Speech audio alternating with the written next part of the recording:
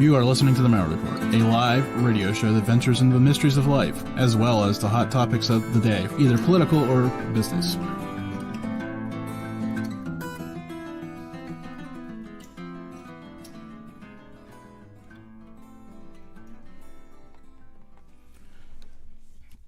I want to welcome everybody to the program. I hope everybody's having a good evening, or morning, or afternoon, whenever you're listening. It doesn't really matter.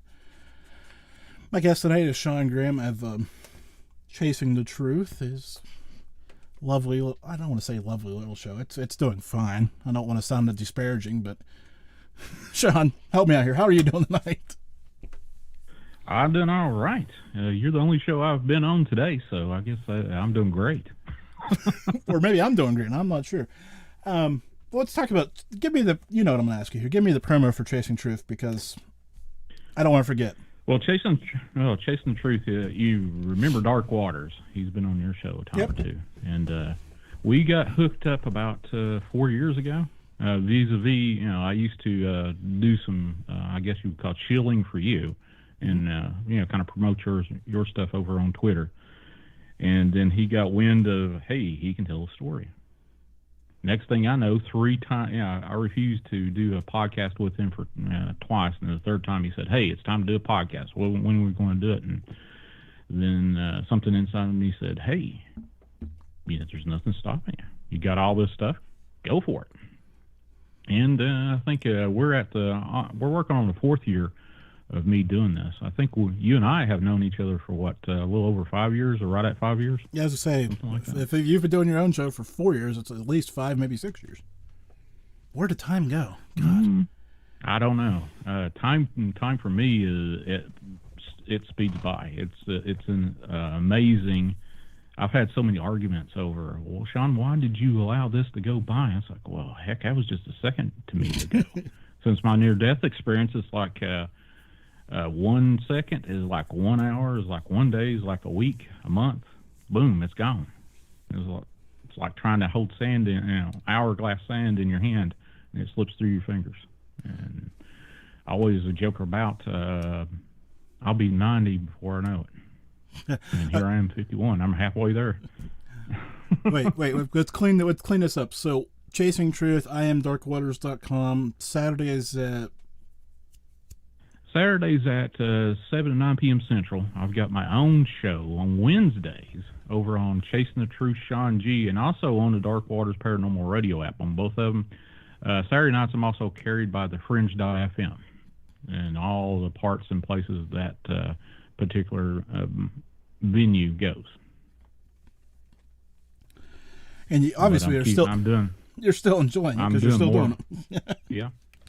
Yeah, I've started doing more shows during the week. So far, I've done counting Saturday 3 shows since Saturday for me personally. So the people that said, "Hey, well, you're going to have to do more shows," well, they're getting them now. And I've got a open lines, format that they can call in, and it's amazing to me that if I open up the lines, holy cow, they call in, and it's not every once in a while I'll get a prank caller, but it's impressive how many people's got so much on their minds that they have to share. Yeah. And there you go. It's always good to hear from people, too. And, Shawn, you did apparently learn the lesson. Just those people that want more, you just tell them to tune in the next week. You don't have to do more shows.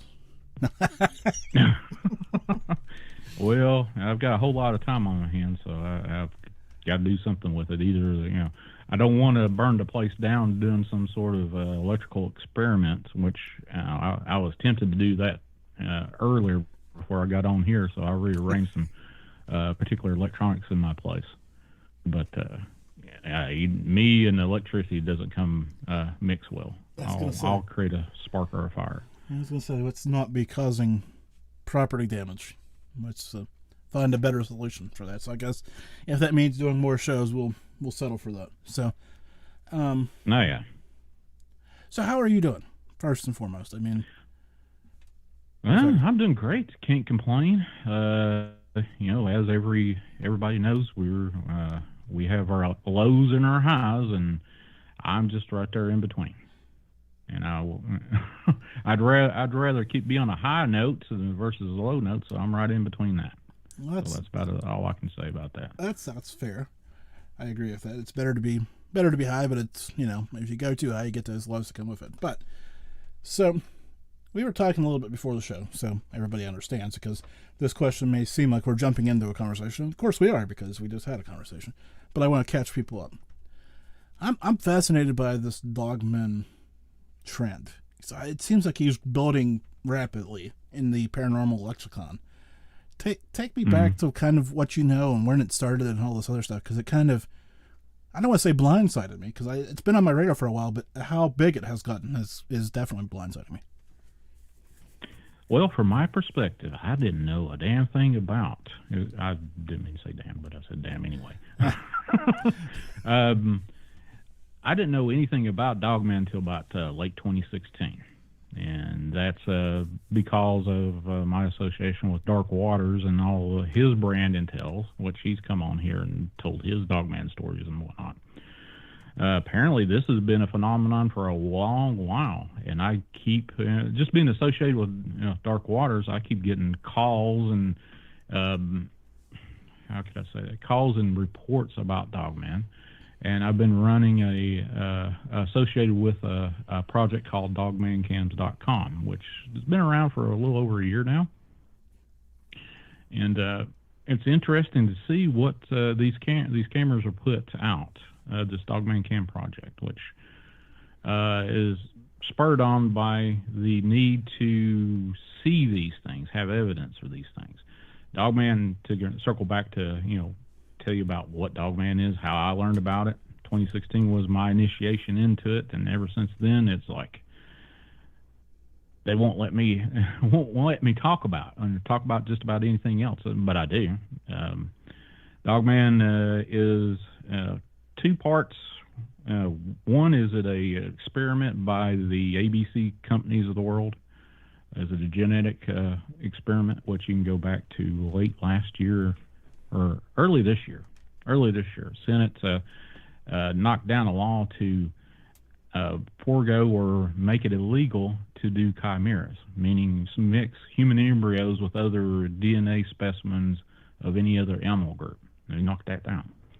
So that opened up the door for, well, is Dogman actually a human experiment that went wrong and they mixed DNA with whatever? Well, the Senate says, yeah, it's legal. It was legal before, and it's legal now because they knocked down a law to outlaw it. The other thing is it indigenous Indian folklore about shamans and other witches that have the ability to either curse you to change you into something like a werewolf or a dogman. I've had three people in the last little bit that says that's absolutely true. And actually, I've heard that for a while, that there's a component, that there's a supernatural being out there that can either it's a demonic entity that inhabits flesh, or it's just a demonic entity altogether that changes into something to scare the living yoo-hoo out of you. Then it's a natural progression. It evolved, and it is so smart, so cunning, so has such a power to stay out of the way of other human beings, other than I guess the lotto chance of running into one of these things out in the wild. And as we are, the population, I don't know if the population is still growing in the United States or not, we're encroaching upon, vast wildernesses that have never been built or occupied by human beings before. So are we flushing these things out, and they're making their presence known to us? Hey, Brian, what's going on? Germantown Runner. But to go back to the Dogman thing, it's like, well, two of those forks where it's flesh and blood, and two of them where it could be purely demonic entity manifesting in front of you, or it's actually somebody that's possessed or being possessed by something that causes them to look like a dog man. So that's where I got it from. That's what I've the premise I've been working on. Have I seen one? No. Do I want to see one? No. I do not. I don't want to have any of this cryptid stuff I've talked about be in front of me. I've had a lot of people say, "Hey, we'll take you down here and you can see this." I was like, "No, you're not. You forgot. I'm in a wheelchair." The slowest is the one that winds up being the one that gets caught if they're if something was chasing you, that's hunting you down. The slowest one's the first one. You're the red shirt in the bunch. Nope, I'm not going to do that. So there you go. Long story short, 10 minutes in, and that's what I know about Dog Man. So forgive the idiot question of the night. Okay. Because I have to ask it. What's the difference between Dog Man and Bigfoot? I mean, obviously, I'm guessing you're going to tell me it walks on all fours and two legs, but there has to be something else that I'm missing here. It's all about the reports. Bigfoot, it looks like a mammal, looks like a human, a big ape with a man's face, more or less. Dogman, it depends on the reports, can be bigger than Bigfoot or be smaller. There's varying sizes on both sides of the reports. But Dogman has a dog face or a fox face or something like that. Bigfoot has, either a baboon face to actual outright human-looking face. And the Dogman apparently has more of a violent temperament toward humans versus Bigfoot. So there you go. So you do a number of live calls, and you take bunches of these stories. So we were talking, like I said, so Dogman, Bigfoot, what's number 3? What comes in story-wise at number 3? What comes in with Bigfoot, Dogman? No, because you hear a lot of stories about Bigfoot and Dogman. What's the next topic that people call in about? What's the next cryptid that people keep calling you about? Let's see. There has been a couple reports of frogman, like a 3 to 5 foot tall walking on 2-leg frogmen. I've had a couple, 3 or 4 reports of that. There's one guy by the name of Connor Flynn. He goes by Bigfoot Anonymous. That has a good report. Had a trucker that calls in on my show almost bi-weekly or weekly, depends on if he's out and about and hears a lot of reports. He's talked about it. Frogman, yep. Walk at night says Frogman. Germantown Learner wants to know what about ghosties. I'll talk about that in a little bit. But, yeah, we'll get there. We'll get there. We got to circle around here. I got one more cryptid question, and then we can get in the ghosts, and we'll get into all this other fun stuff. We were talking about this owl, and of course, being the duck, I get concerned because you just told me about a frogman, Dogman, this big owl. It's only a matter of time before somebody sees a duckman, just for the record. A duckman. Yeah. Well, honestly, I have not seen, other than you, sir, I have not seen a duckman. But let's talk about the owl for a minute. There's sightings of these big owls, right? I'm not making that up. No, it popped up on my radar about 4 or 5 months ago. I've heard varying reports about it from Lon Strickler.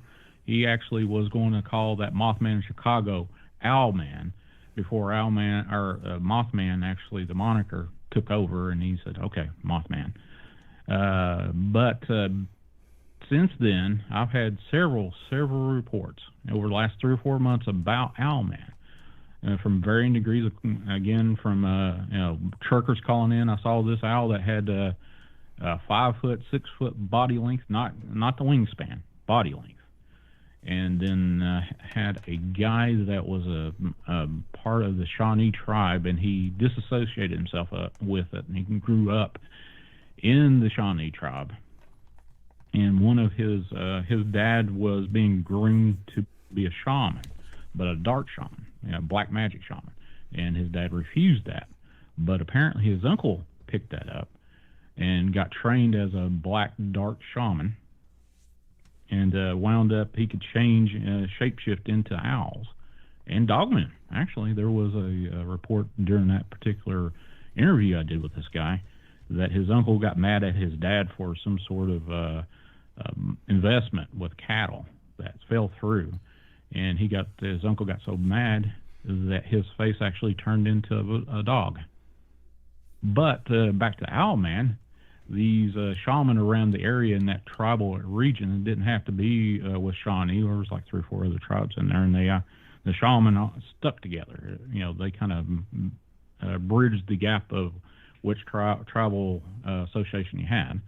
Dark magic's picked with dark magic, but his dad would go out when he was a kid and shoot out these owls that would propagate and hoot and cry and carry on outside of his property line.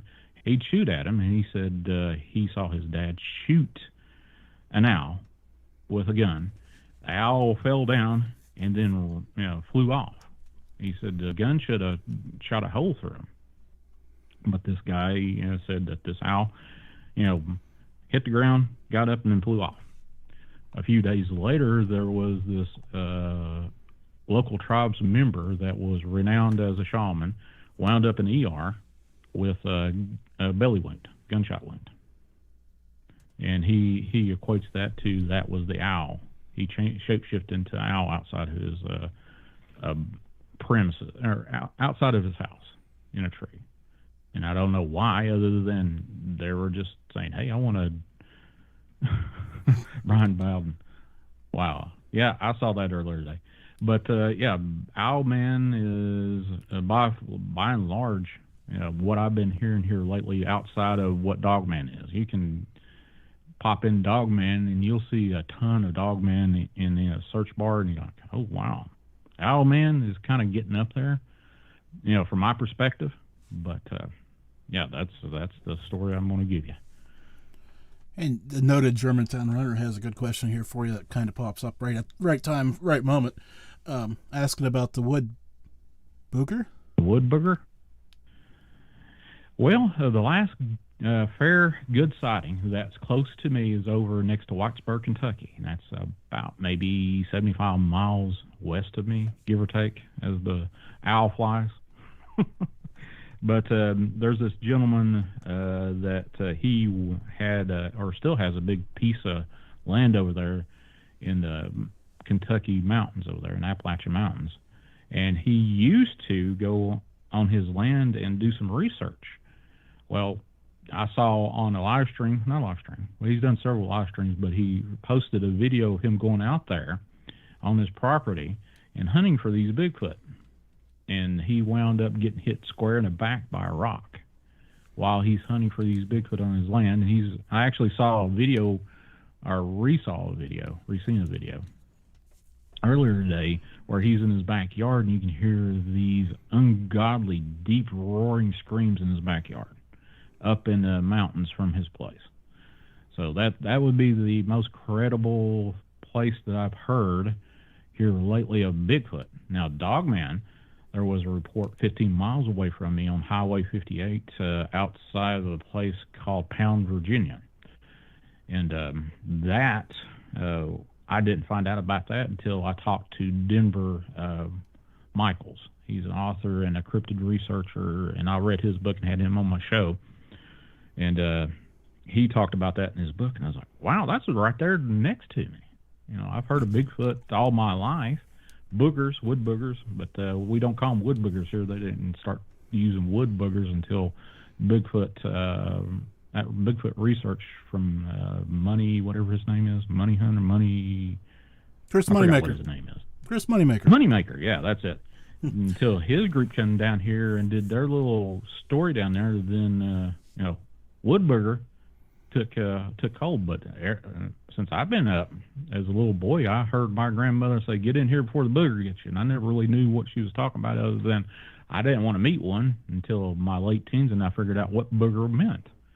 It was a Bigfoot. But, that's the two most credible cryptid sightings that I have heard outside of Hellier, Kentucky, which is only about 30 or 40 miles from me. There's a 2-part series over on Amazon Prime about Hellier, Kentucky, and it gets into the mystical stuff too much for me. But there's all kinds of craziness going over there as well. Real-time correction from Brian Bowden. That's Matt Moneymaker. Chris Moneymaker is the guy that played in the World Series of Poker. So. Oh, Matt Moneymaker. Yeah, there you go. Well, they're trying to make money either way. So I was going to say, I wasn't that far off. I had the right. Moneymaker. I had the right. I mean, what a good last name that'd be. I guess you'd have to. Is that too much pressure? Moneymaker to be your last name? Probably a harbinger of or some sort of sign saying, "Hey, I'm out to make money." So he's definitely trying to do that. Well, Kat asked a different question before that one. Let's start with this one. What is the strangest cryptid that you've heard of? In the last 6 months, probably this thing called Glimmerman. It's like a dark entity, sort of like a big pile of glue or oil that you can see through, and it's like to the liking of a person's shadow creature, but it's glossy and you can see through it, but it looks like a big pile of organic, liquefied whatever. I've heard a couple of stories of that. I'm on the fence whether or not I can believe it, but I've heard a bunch of people tell me about it. Yeah, I was gonna say I don't know if I mean, anything's possible, so I can't rule it out. But I have a hard time seeing it. So I guess I have a hard time seeing like flat Earth. It's like flat earthers. They have a hard time seeing it. They have fans all around the world. Just calm down. Oh yeah, that's true. My mind is open to the flat Earth theory, but I have not got that nugget of whatever I need to say. Yeah, this is a flat Earth. I haven't got that yet. Yeah, I was gonna say. My mind's still open. Now you mentioned this earlier that you wouldn't go to see a cryptid, anything, but let's back up for a second though. But if I can guarantee your safety, almost like at a zoo, per se, right? You follow me here? And you could see one. Which one would it be? If I could see one? Yeah.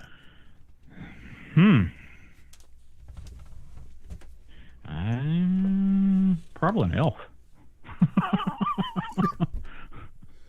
Yeah, there you go. That doesn't sound too bad, but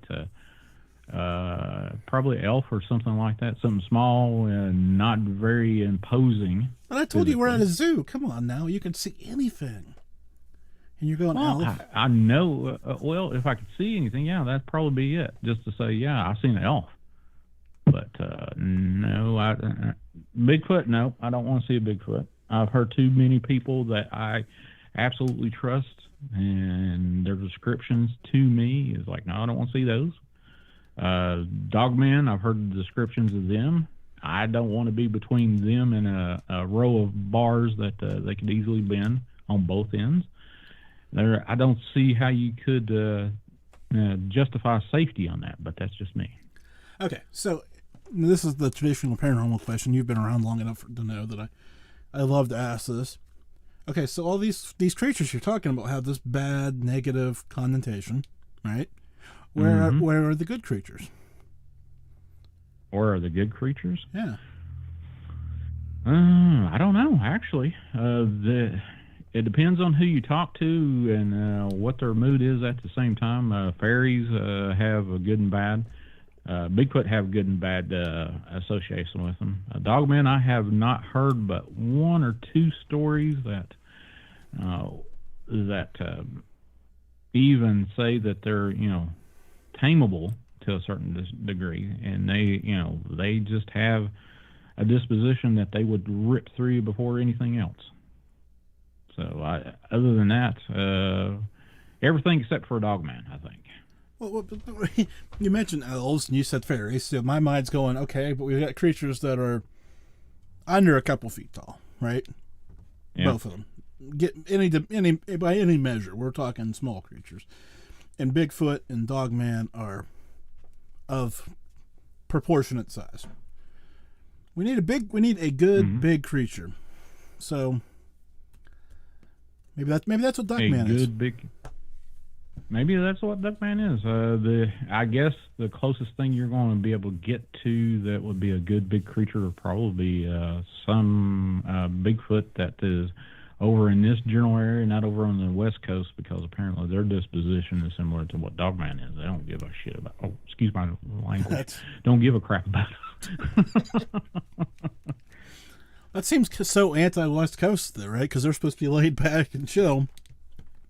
I don't know about that. You need to go back and look at your West Coast news. You just don't want to go shopping over there right now, I don't think. But there you go. I don't think I want to go shopping anytime, anywhere, any place. But you know, it is the season for that. True enough. Okay. But you know, the biggest thing that I could think of that would be halfway, you could probably find something good about them. I've heard a bunch of people that have encountered Bigfoot and had good, authentic interactions with them in the last 6-7 months. They do a lot of mind speak to you, and you know, they're fearful of us and they want to stay away from us, but they're attracted to a few of us that have that degree of the ability to mind speak to them, and they want to interact with them for whatever reason. And depending on, you know, there's a whole different shift in the paradigm that I have encountered in the last year, that these Bigfoot have their own culture, you know, similar to like what we would consider back in the old days of Indians running around in a tribal mentality. To that particular point, they don't, you know, it's like let's see, the Mennonites or those type of people, that culture that does not want to have anything to do with electronics. Make them into 8 to 10 foot tall creatures with big hairy arms and pits and stuff like that, and put that same disposition with them. They don't want to have anything with us. They just want to, you know, be around their own. That would probably be the best thing I would say. That would be the closest thing to a good cryptid I could come up with. Okay, so let's pause for a second here and think about this. I'm struggling, so I'm going to go to Germantown Runner's question. I'm struggling, so I'm going to go to Germantown Runner's question. Okay, right. So Germany's scary Krampus, who is said to be alive in the Alps, he gets popular this time of year. What do you think? I have not personally, other than outside of the pop culture reference, I've not heard of any stories about Krampus. So if you know, Germantown Runners has heard about this German entity that's called Krampus and heard real, you know, in the last few years, I have, honestly, that's one, if you call him a cryptid, I have not heard one word other than a pop culture reference that I could come up with. So Cat Ward wants to know where you can find information about Glitter Man, because I can't assume that'd be a good Google search. Glimmer, Glimmer, man. Oh, not glitter. No, glitter would probably glitter. Do not. Yeah, search don't. Glitter. Oh yeah, don't do a glitter man. You'll probably get into deep dark recesses of a hole that you'll be like, oh, why does Google think I like that? Yeah, I was gonna say that'll definitely change your ads for a while. I'm pretty sure. Yeah, don't do that. Or maybe you should. Anyways, yeah, I don't think I've researched Glitter Man. I don't even pretend that I want to do that. Yeah, I was gonna say. Okay, so let's shift gears seamlessly at this point. Ready for this?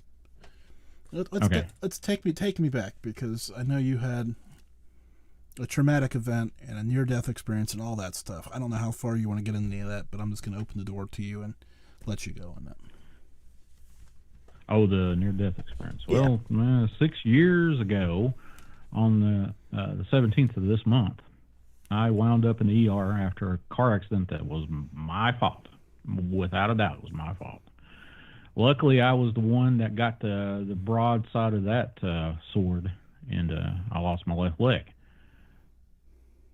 Fast forward 10 days in a coma, and doctors telling my family that they don't have any hope for him living past 3 or 4 days into me being in a coma and going through 2 complete amputations of below the knee and above the knee.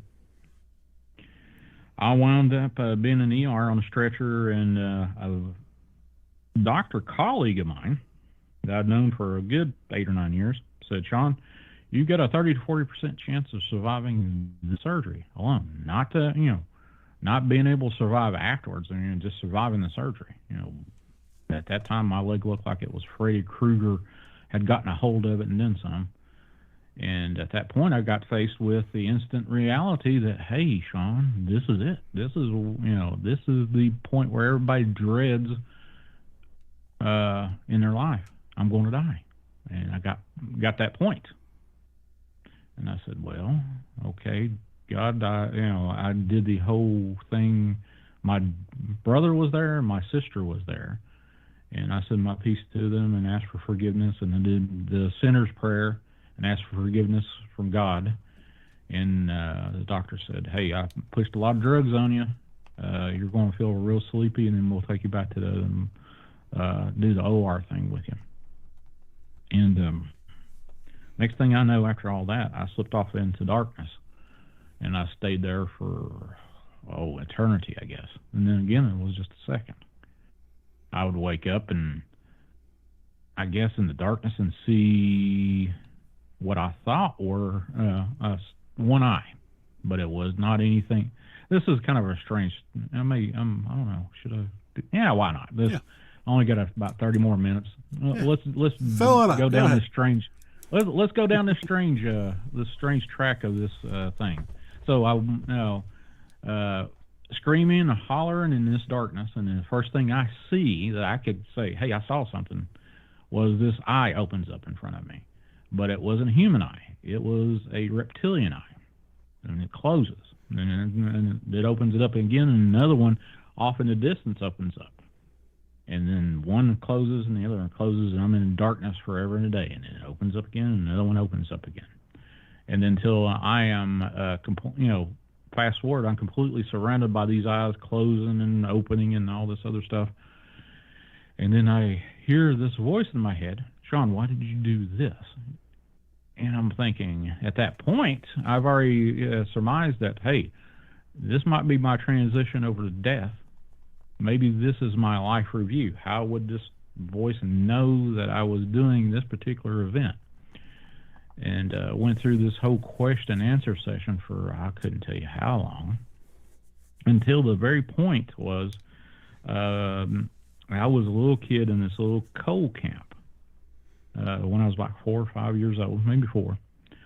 My late aunt had me go down to the local feed store to go pick up something. I think it was bread or something.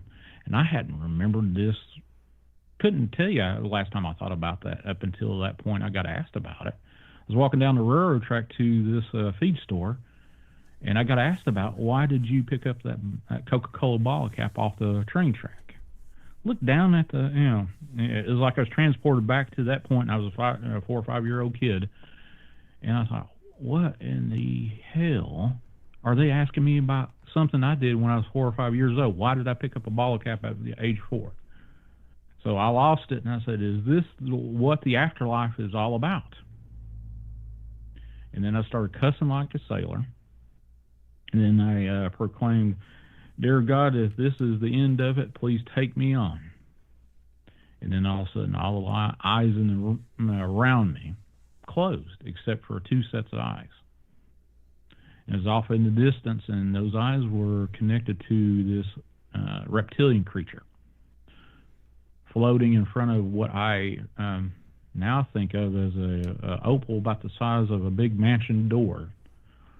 But it had that pearlescent coating that you would see on a car, but it was always swirling. You know how you would move from one vantage point to the next, and then that pearl coat on a white car would change in the rainbow of a spectrum of color. That's the way that thing looked. So I got curious, and I said, well, I'm dead. There ain't much that thing can do to me. So I'll go over to that thing and say, what are you looking at? And this thing acted like it was shocked that I could see it, and it moved back like it was afraid of me. So I was like, well, what are you looking at? And I looked into the opal, and there was somebody similar to me, not me, but somebody similar to me, and I could hear countless voices talking to this thing, asking them similar questions to me. Why did you do this? Why did you do that? I look back at this reptilian and say, why are you doing this to people? So this thing at that time, I was not afraid of it at all, and I'm not afraid of it now. It was just one of those curious starts to enormous time and things I could think about every day. After that, what's transitioned me over to being in heaven is I got curious about that opal. I forgot about that reptilian. I was like, yeah, never mind about that thing. And I started, reached out, grabbed, kind of put my hand on it, and then all of a sudden it was like putting your hand in a warm bucket of goo. Kind of feeling. And then I tried to pull my hand out of it, and it was either I fell into the opal or the opal come toward me and engulfed me. I haven't really kind of thought about it. And then it was like every sensation every sense that I could have exploded. It was like being in the middle of Times Square on Christmas Day, and all you could hear and see and feel was magnified to infinity.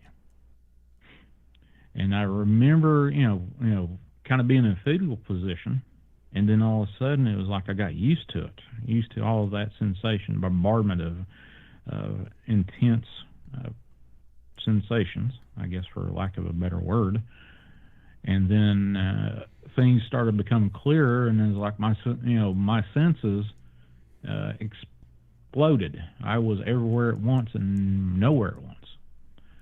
And the first thing I recognized was this energy in front of me, which people have asked me, what did it look like? Well, if you could see a ball of energy from every angle all at once and simultaneously and inside of it at once, that's it. But it was an angel that accompanied me throughout the rest of the journey through that near-death experience. And people have asked me about what was his name? What was this angel's name? And I can't really tell you what the angel's name was, other than this angel had a distinct feeling. It's like you walking in, or you've been in a room, say your wife walks into the room, and you can feel her presence. You know it's your wife, but you haven't visually blocked eyes with her, but you know it's her. That's similar to how I explained what this angel's name was. But at that point, then I usually stick the moniker of, I call this name Bob, just as a kind of a lighthearted joke, but actually not having to explain. Hey, you remember that angel I told you that the name was a feeling, kind of deal. Stick the name of Bob. And then I asked Bob, well, why am I here? What are you doing here? All this stuff. And he said, I'm here to help you remember. Not help you, not to explain to you. I'm here to help you remember. And from that point forward, I was like awestruck. Everything I could think of, imagine. I knew the answers automatically, and I wish I'd come back with that to Encyclopedia Galactica with me. But I didn't. I come back with a dumb bucket of coal rocks. That's about it. But let's see, how much time? That was 8 minutes. That's the fastest I got through. I got through that first part in a long time. But I spent 2 hours telling this NDE thing, and I didn't even. Actually, I've spent countless hours talking about this NDE thing, and I have yet to even scrape the surface of it. But you got any questions? I have several. So, tell me about the first time you told somebody, though, because it had to have been an awkward conversation the first time you went through it. First time I talked to anybody was a doctor at the bedside. I can't remember the guy's name. And I can honestly tell you, for the first 3 months after the fact, I was in another hospital, and I was on all kinds of the heavy-hitting drugs that you would want out on the streets, but I was on. And I will divulge that to tell you, hey, I experienced a whole lot. But first time I told anybody was a doctor. Said I had this experience while I was under. And he asked me what it was, and I said, I met God. And he kind of looked at me and didn't say anything. But the next guy was another doctor, and he said he believed me, and he started praying with me. Here's the weird thing. After all the going through the entire NDE thing, I wake up in a hospital about 40 miles from me with nurses praying over top of me. And I'm not on a ventilator. Apparently, I was transported without a ventilator, and I was just waking up from being in Gaga land. But the first memory I have of anything outside of the NDE is being prayed over by a couple of nurses. Now, is that weird or what? That is. Now, do you think if you would have told them that you met anybody besides God, their explanation would have been the medicine? No. The first doctor, kind of, jotted it down. I don't know what he jotted down. I hadn't looked at the medical records or anything while I was there, and I kind of don't want to look at it because there was a whole lot of strange happened after the fact. With my own family, my sister in particular, and my niece. Actually, I predicted that my niece was pregnant while I was in the hospital. First day I got out of the bed after being, recovery. First day they got me out of the bed, put me up. My niece and my sister came to me, and I don't know what the hell we were talking about. But first thing I noticed that I can remember is out of my niece came this little glowing blue young child. It was sort of like it just, emanated from her. And then he hops off of the my niece's lap, looks up at me, smiles, and does a little sailor salute, and exits stage left. And my sister and my niece looks at me and says, "Shawn, you all right?" I said, "You didn't see that?" "See what?" "A little kid just popped out of my niece right there." And they kind of looked like, "Nurse, there's something wrong with Shawn."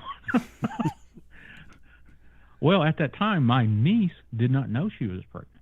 About 2, maybe 3 weeks later, I get a text message from my sister with a sonogram of my now great-nephew, which, quite honestly, he looks like that little boy that popped out of my niece.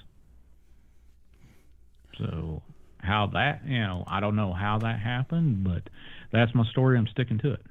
So I guess I've got to ask this because this is relevant. How were you with the paranormal, spirituality, cryptid stuff before all this stuff happened? Well, with Bigfoot and Dog Man was not even on my radar before all this stuff. Yeah. Before, Bigfoot. Yeah, I knew about Bigfoot, and it was interesting. I've got some, anecdotal stories from my childhood that I kind of, say, well, that might have been Bigfoot, but Bigfoot related. But was it right there on the cusp of me saying, hey, I want to know everything about Bigfoot and this? I was more into learning about the Catholic religion, but I was not Catholic at all. I had the mindset of, I know who God is and what God is, or I thought I did. But, my goal during that whole thing was not even close to what I'm talking about now. Did I have ghost encounters? Oh, heck yeah, sure did.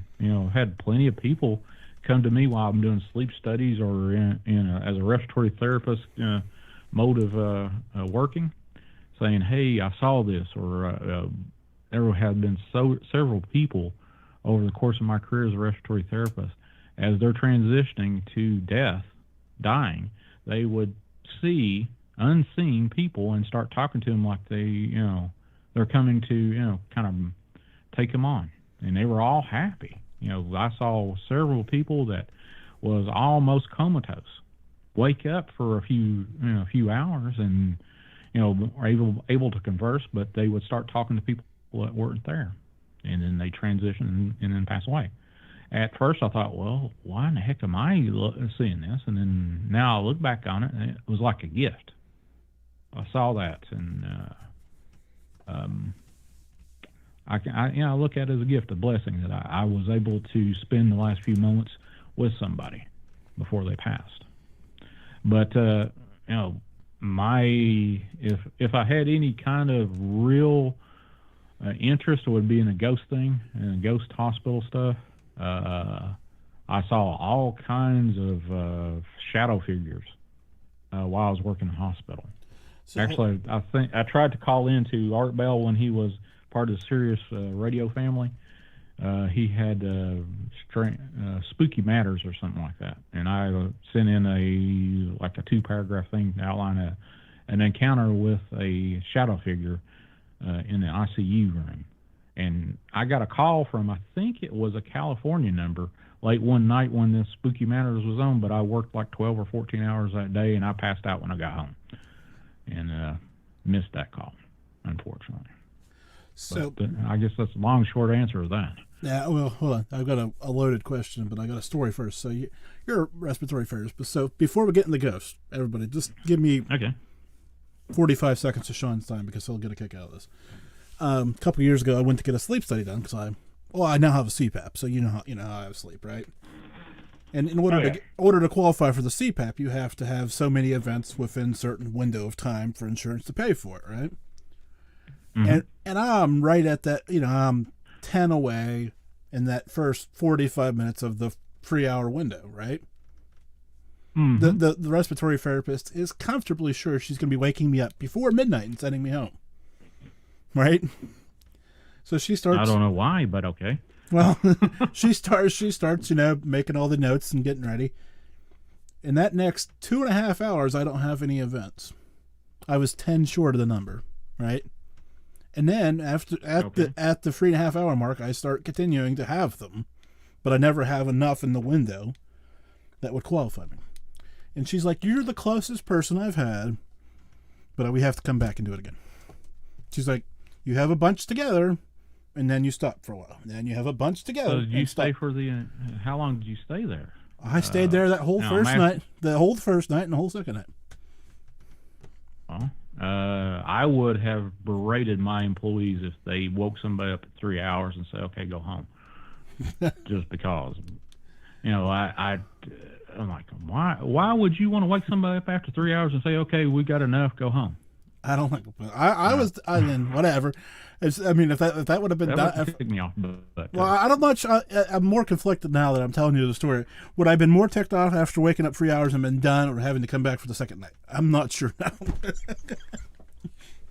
now. Well, I don't know. I can look at it as an inconvenience from a perspective of sleep patients saying, "Hey, if 3 hours we get enough, you get to go home, and then you spend the entire night, and then you have to come back." Yeah, I could see that from a perspective of being preloaded with the intentions or the anticipation of, "Hey, I've only got to do 3 hours of this, and I'm home." Yeah, I could see your perspective. Yeah. Yeah. So, but okay. So let's talk about ghosts, man. We haven't done that yet, and we're running out of time. Are you still hearing any good ghost stories? Are you talking about me personally or other people? Yeah. Well, you or from your show, or because it's been a while since I've heard a good one. Recent one. Recent one. Not. Everybody's got one that's fine. Yeah, but recently. Well, let's see. Okay, last night had a caller that called in about a shadow figure that she experienced when it was probably about 10 years ago. Her now 20-some-year-old son, in the first months of his life, she saw this shadow figure in her house and around her house, and no matter where she moved to, it was always there. But one afternoon, or sometime during the day, she walks into his son or her son's area where she kept a crib, and there stands this shadow figure holding her son up by the ankle, and then drops him into the crib. And she said she had so many. I'm kind of dumbing down and shortening the interaction with her, but she's had so many interactions with this shadow figure to the point. I said, "Well, you probably need to go talk to a priest or somebody that is pretty close to God and have a in-depth discussion with this person." And she said, "Should I go to whatever or whenever?" I said, "Well, do you want somebody that's out there trying to figure out, well, is this thing real, or you want somebody who's actually going to try to help you if this actually is some sort of demonic entity or whatever that's doing this?" But can you imagine walking into a room and your infant son has been held up by a shadow figure that's solid as a rock, holding it up. And as soon as you make eyes contact with it, he disappears and your son hits the crib. Can you imagine that? I'm trying to figure out why you're not figuring that out like yesterday. Calling people and freaking out and moving and no, I mean, because it's one thing to screw with me, right? I know. I'm just saying though, right? I understand it's called on your show. I'm just saying as a parent, right? If somebody's freaking out with my kids or freaking with my kids, I mean, you could mess me up all day, but screwing with my kids is a whole different ballgame. Mm-hmm. Yeah, if you mess with a kid, it would behoove me if I had a kid that something like that was going on. I would be all way around trying to figure out, well, how do I stop this thing? Yeah, especially if it's dropping my young job. Yeah. Well, now he's apparently 20-some years old, and he has his own paranormal experiences and yada, yada, yada, but she's still, encountering these supernatural events in her life. So, that's the newest one I had heard, other than, trying to voice what I have encountered in my own home. That's probably the newest one.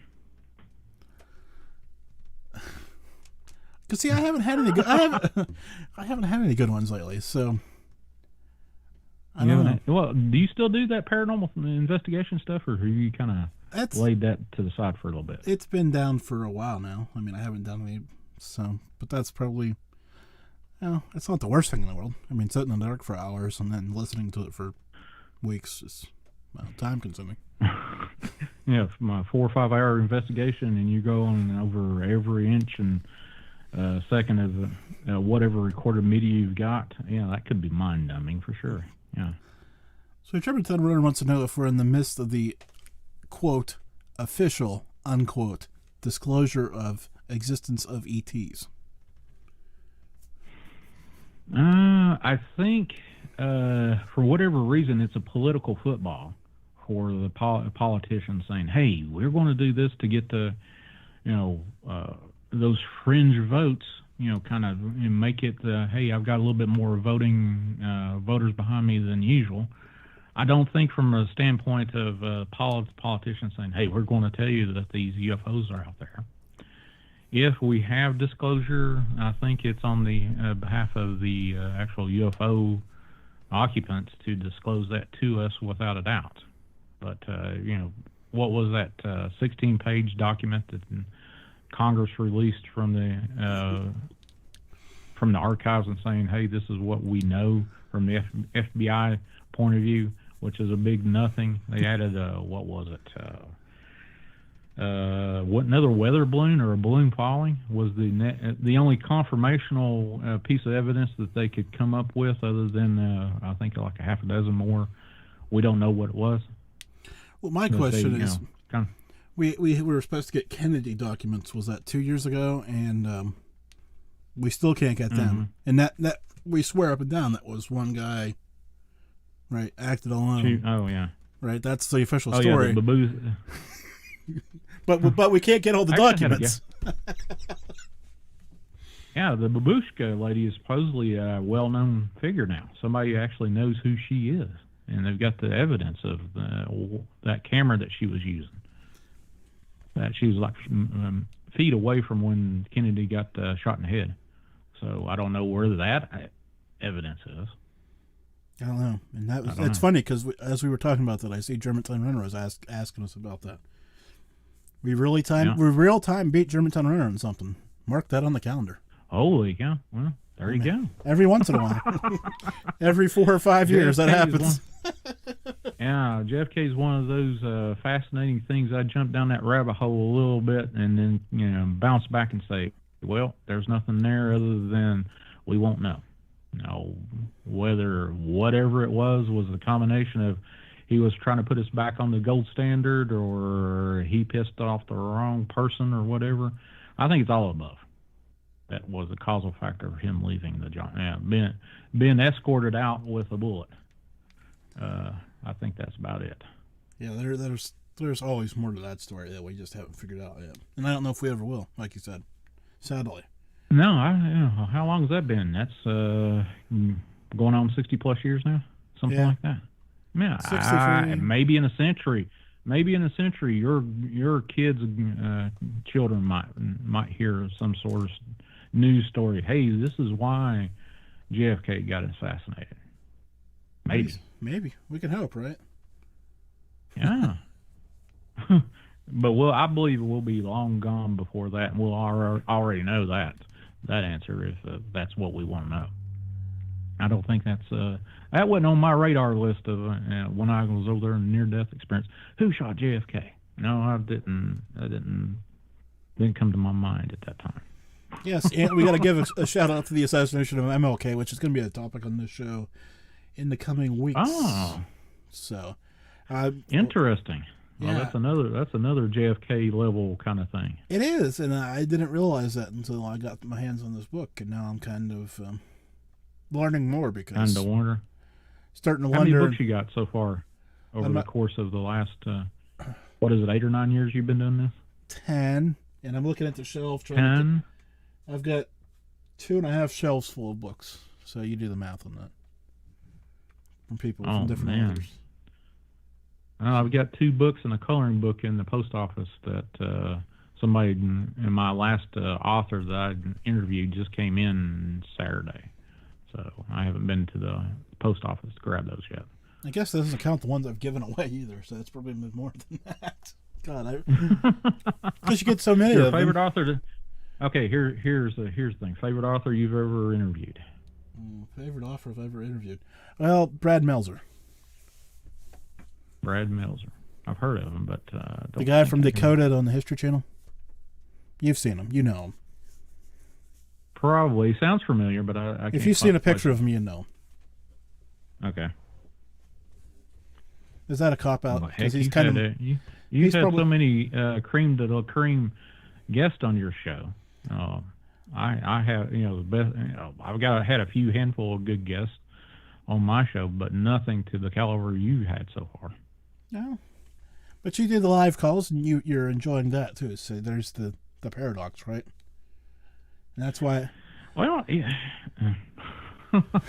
Yeah, I've had Germantown Runner on my show. Well, he's never been on this show. So he's hosted the show. He's never been on this show? He's never been a guest on the show. I He's hosted this show, but he's never been a guest on the show. Figure that one out. I had Kat on my show. Let's see. Who else was in here? Had Brian Bowden. He called into my show. Wasn't a guest, but he's a fascinating caller. Yeah, I've had most, not all, but I've had most of the people that's in your chat room right now on my show. Yeah. Fascinating stuff.